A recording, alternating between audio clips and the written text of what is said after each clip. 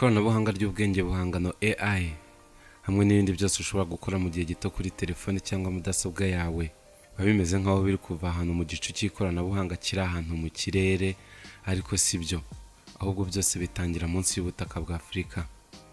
Buri murongo wa kode mu iterambere ry'ikiragano cy'ubwenge buhangano uba wanditse mu kiguzi rimwe cy'amahoro bamwe bemerera abandi nk'aho ari umutungo wabo bwite, baho uwo bashaka, uwo badashaka bakawumwima, cyangwa se kikaba ikiguzi cy'amaraso avangwa n'itaka ryo mu birombe byo hirya no hino muri Afurika muri rusange, ariko by'umwihariko muri Congo. Inyuma y'ibibazo bidashira byo kuri uyu mugabane haba hari akaboko k'amakompanyi mpuzamahanga kenshi yabaga ari ayo mu burengerazuba bw'isi kuva mu bihe by'abakoroni abazungu bakiwukandagizaho ikirenge.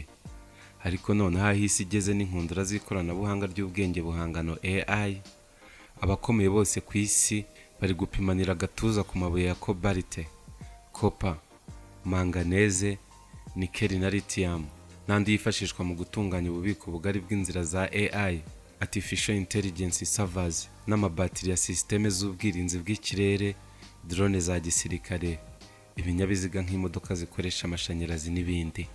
Reka kuri uyu munsi tuvuge ku ntambara yo munsi y'ubutaka. Intambara iri kujya mbere hagati ya Leta Zunze Ubumwe za Amerika ifatanyije n'inshuti zayo n'Ubushinwa bufatanyije n'inshuti zabwo, ikaba iri kubera muri Afurika, by'umwihariko muri Congo. Njye nitwa Matare, nguhaye ikaze kuri Bomba 250. Intambara yo munsi y'ubutaka abanyafurika duhagazeho iri guhuza ibihugu bikomeye ku isi. Ku isonga Leta Zunze Ubumwe za Amerika n'Ubushinwa, kuko bari guhanganira ubuhangange bw'ahazaza mu ikoranabuhanga. Igice kinini cy'ubwo buhangange gitabye munsi y'ubutaka bwa Afurika. Ubwo yavugiraga mu nama y'umutekano w'ibihugu bigize umuryango BRICS mu cyumweru gishize, Minisitiri w'Ububanyi n'Amahanga w'Ubushinwa Wang Yi yasabye ibihugu binyamuryango bya BRICS ko byakongera ubufatanye mu kwigwizaho amabuye adakunda kuboneka kandi yifashishwa mu bikoresho by'ikoranabuhanga rigezweho n'iry'ahazaza, amabuye bakunda kwita critical minerals. Wumvishe aya magambo wagira ngo hari ahantu ibyo bihugu bigize BRICS biteraniye hari ibirombe by'ayo mabuye, ariko ntaho. Ayo mabuye arenga 30% byari ku isi yose ari mu butaka bwa Afurika. Birumvikana ariko ko ahandi hose ku isi hari 70% by'ayo mabuye yitwa critical minerals, ariko bashaka kubanza bakigabanya ya Afurika bakayamaramo, cyangwa se bakavumbura n'andi nayo bakayacukura, ubundi bakabona kuvuga kuri 70% by'ayo mabuye yitwa critical minerals yandi asigaye mu bice bitandukanye by'isi. Wang Yi yashakaga kuvuga ko ibihugu bya BRICS bigomba kongera ubufatanye mu kugira ijambo kuri ayo mabuye ahari hose hirya no hino ku isi, nka kimwe mu bizafasha ibyo bihugu kugira ijambo mu ruhando mpuzamahanga mu minsi izaza. Aha birumvikana ko yavugaga ko kugira ngo babashe guhangana n'uburengerazuba bw'isi bizabasaba ko nabo baba bafite ijambo kuri ayo mabuye. Aha wakibaza ngo ko twabonye ko 30% by'ayo mabuye yose yitwa critical minerals ku isi ari muri Afurika, Afurika izaba ifite irihe jambo kuri ayo mabuye? Izaba ifite icyo kuvuga mu myanzuro izaba igena hazaza hisi nk'umugabane ufite 30% by'ayo mabuye yitwa critical minerals? Aha Afurika izaba ihagaze kuri iyo ngingo niho turi buze gusoreza. Leta Zunze Ubumwe za Amerika cyane cyane kuva manda ya Donald Trump itangira, zongera imbaraga nyinshi mu gukoza ibiganza byombi ku mabuye ya cobalt, copper, nickel, manganese na lithium bya Afurika, kubera hazaza h'ikoranabuhanga rya AI mu ntambara, mu buvuzi, mu buhinzi, mu nganda, ushaka wavuga mu bice byose by'ubuzima bwa muntu. Mu kwezi kwa kabiri y'umwaka wa 2026, Leta Zunze Ubumwe za Amerika zatangije umushinga witwa Project Vote, urimo amafaranga agera kuri miliyari 12 z'amadolari ya Leta Zunze Ubumwe za Amerika. Project Vote igamije gufasha Leta Zunze Ubumwe za Amerika na Israel gukoza intoki zabo ku mabuye y'ubwoko 60 bukenewe kurusha ubundi ku isi, haba ubu no mu gihe kizaza. Ibi byonyine ubwabyo byatuma buri wese yumva ko Ubushinwa bufite impamvu yo guhangayikishwa no gusaba abafatanyabikorwa bayo kwishyira hamwe nabo bakagira ijambo rifatika kuri ayo mabuye, amenshi aherereye muri Afurika cyane cyane muri Congo, kuko nirwo rutirigongo rw'ikoranabuhanga rya AI, haba ubu ngubu no mu minsi izaza.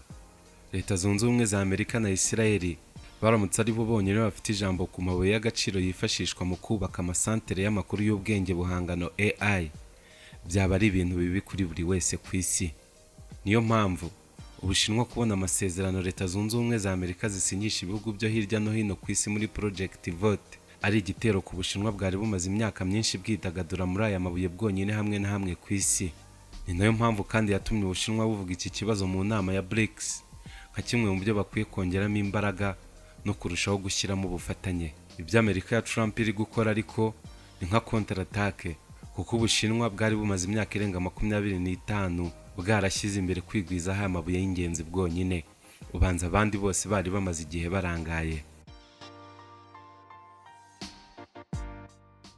Mu bihugu bya Afurika n'ibyo muri Amerika yo hagati bita Amerika Latine, Ubushinwa bwari bumaze kwigarurira 50% by'ibirombe bya cobalt na lithium izicukurwa ku isi yose, ndetse bufite n'ubushobozi bwo gutunganya 80% bwa cobalt na lithium iboneka ku isi yose.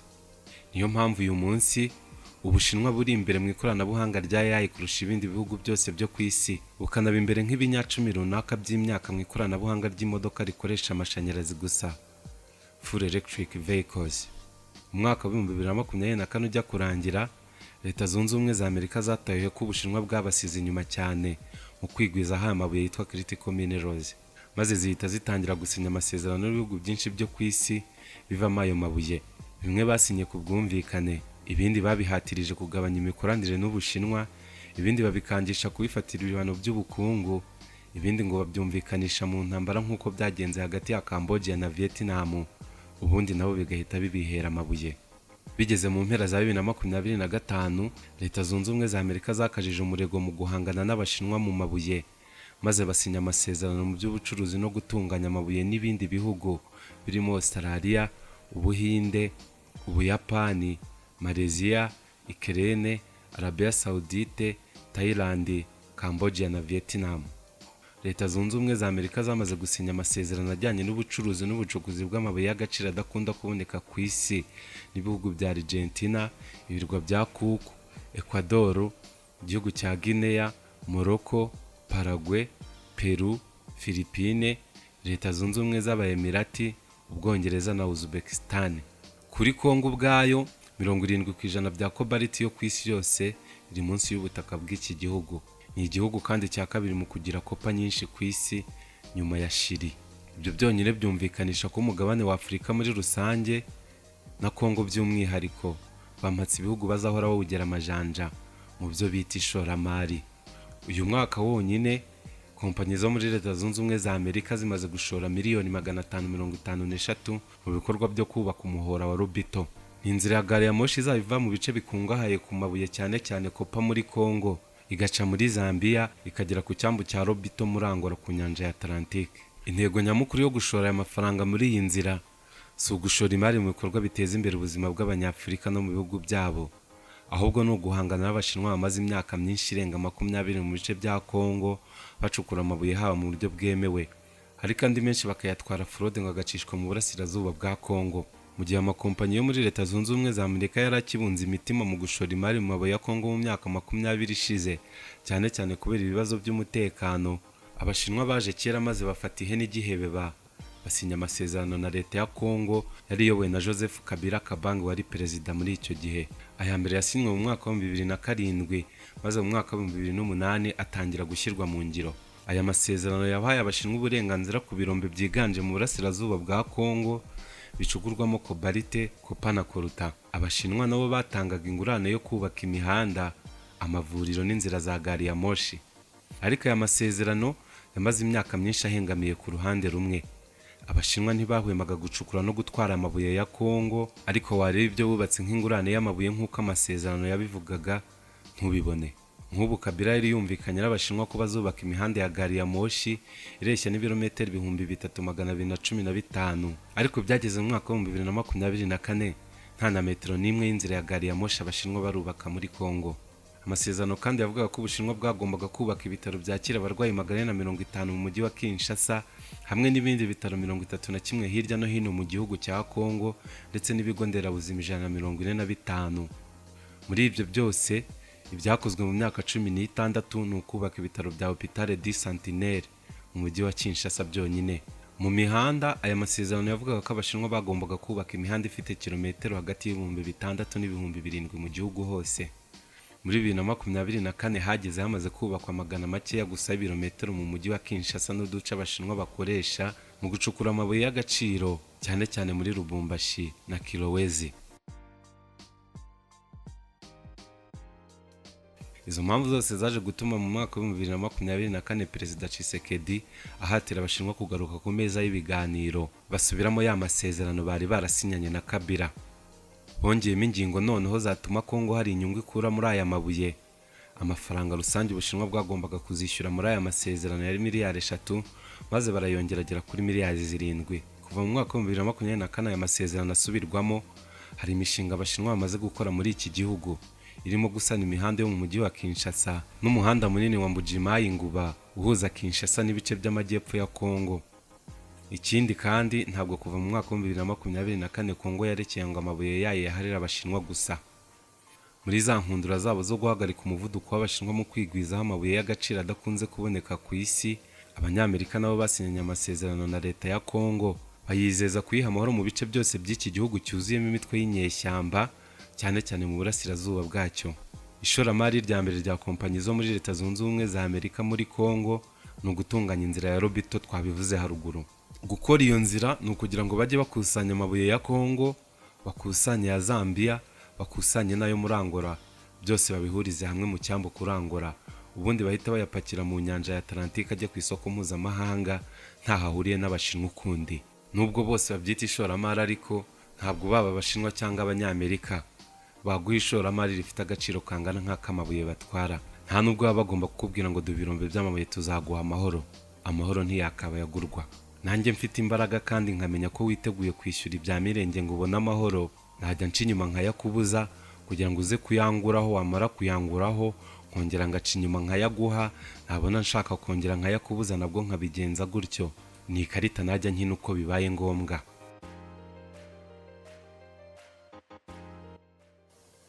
Abategetsi ba Afurika niba bitaye ku hazaza ha Afurika koko, muri ayo mabuye ibifi binini bihanganira hagakwiye kujya hagira sigara muri Afurika. Inganda ziyatunganya n'iziyakoramo ibindi bintu zimwe zakabaye zubakwa muri Afurika. Nibwo buryo bumwe byaba binyuze mu mucyo, ibindi byose ni ubujura. Ibikubiye muri aya masezerano byose byakabaye ari ibintu bihita bihindura ubuzima bwa buri munyagihugu wa Kongo cyangwa ikindi gihugu cyose gisinya amasezerano y'amabuye n'ibihugu bikomeye. Tekereza nko kujya kugura batiri z'ubwirinzi bw'ikirere ukazigura n'Umunyamerika cyangwa Umushinwa. Igiciro gishobora kuba kitakisukirwa n'igihugu icyo ari cyo cyose muri Afurika, ariko amabuye avamo izo bateri abategetsi bo muri Afurika bayatanga mu masezerano yo kubafasha kubaka ibihumbi bikeya by'ibirometero by'imihanda. Ntabwo nk'ubu ndabasha gusobanukirwa impamvu mu Rwanda kimwe n'ahandi muri Afurika haba huzuye za kaminuza nyinshi zishyira abantu ku isoko ry'umurimo buri mwaka, nazo ubwazo zikiyongera buri munsi, ariko tukaba tutagira abantu bahagije bazi kubaka imihanda ku buryo igihugu cyabasha kuyiyubakira mu mbaraga zacyo kitagurishije ibirombe imyaka magana. Ibintu birimo nko gukora imihanda nibyo twese twakabaye twarize tugitangira amashuri yisumbuye. Cyangwa se wibaze umunsi ibihugu byacu bizaba bitangiye kujya kugura robo zikoresha AI mu buvuzi, cyangwa se umunsi tuzaba tugendera mu Kigali tukagura robo zikoresha AI mu buhinzi n'izitanga amakuru ku mikurire myiza y'abana. Ikiguzi kizaba kiri mu madeni ibihugu bya Afurika bizishyura mu myaka magana, kandi Coparitium na Korota byifashishwa mu kubaka ibyo bikoresho byose biva munsi y'ubutaka bwa Afurika, kandi ibihugu bya Afurika bikabaha ayo mabuye y'agaciro mu masinyatire gusa.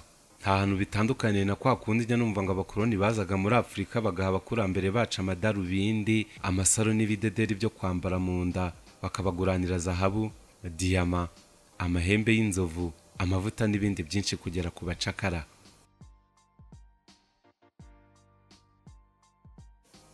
Mu bituma Trump na Netanyahu bagera Greenland amajanja ndetse bakavuga ko ari nk'umuryango Ubushinwa buzacamo busenya Amerika, ntago ari uko Ubushinwa bushaka gusenya Amerika mu ntambara, ahubwo ni ishoramari ry'Ubushinwa mu bucukuzi bw'amabuye y'agaciro muri Greenland.